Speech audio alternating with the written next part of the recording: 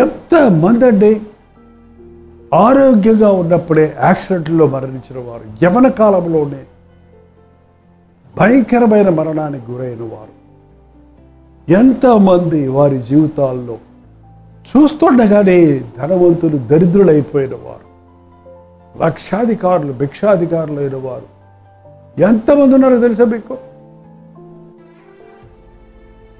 వారు కాలు జారే స్థలంలో ఉన్నారు. వాళ్ళ గురించి నువ్వు ఇప్పుడు చూస్తున్నావు, కానీ వారి భవిష్యత్, వారి తర్వాత జీవితం ఏంటో, వారి విషయమై ఎటువంటి అపాయకరమైన సమయంలో స్థలాల్లో వారు ఉన్నారు. ఏ సమయంలోనైనా కాలు జారితే నరకములో పడేవారిగా వారు ఉన్నారు. నేనెక్కడున్నాను?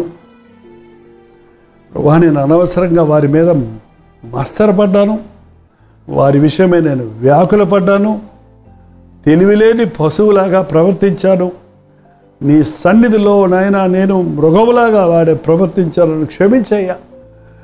వారు ఇలాంటి స్థితిలో నేను బాగున్నారు, వాళ్ళ గంచె గొప్పగా ఉన్నారు, వాళ్ళు ఎక్కిపోతున్నారు అనుకున్నాను, కానీ వాళ్ళు కాలు జారే స్థలంలో ఉన్నారు, క్షణమాత్రంలో పడిపోయే స్థలంలో ఉన్నారు, ఏం జరుగుద్దో ఎరగని పరిస్థితుల్లో ఉన్నారు, అనాథలుగా ఉన్నారు అని నేను గ్రహించుకుంటున్నాను.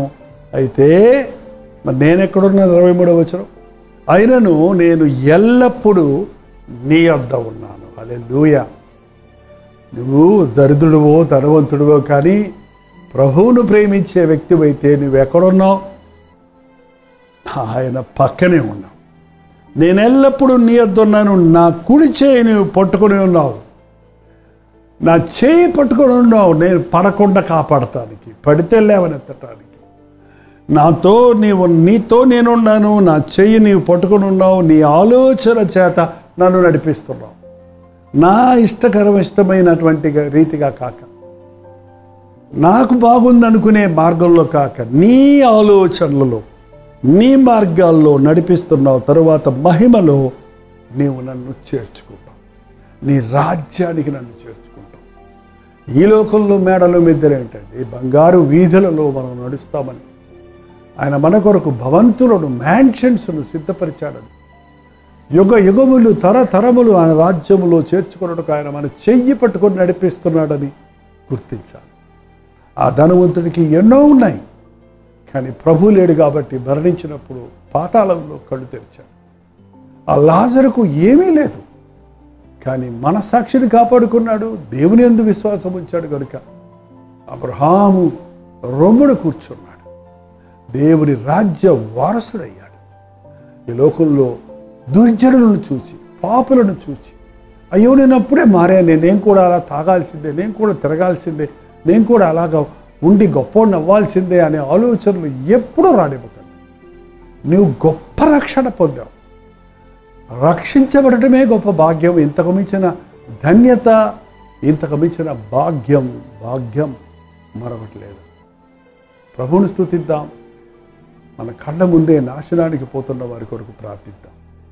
ప్రార్థన. పరిశుద్ధుడ ప్రేమగల తండ్రి, నీకు వందనములు చెల్లిస్తున్నామయ్యా. మాకేమున్నా లేకున్నా యేసయ్య ఉన్నాడన్న ధైర్యం, మేము ఎక్కడున్నా మా ప్రక్కన నీ ఉన్నావని, మా కుడి చేయి పట్టుకున్నావని, నీ ఆలోచనలతో మమ్మల్ని నడిపిస్తూ నీ నిత్యరాజ్యంలో మమ్మల్ని చేర్చుకుంటావన్న నమ్మిక మాకు ఇచ్చినందుకే వదలు.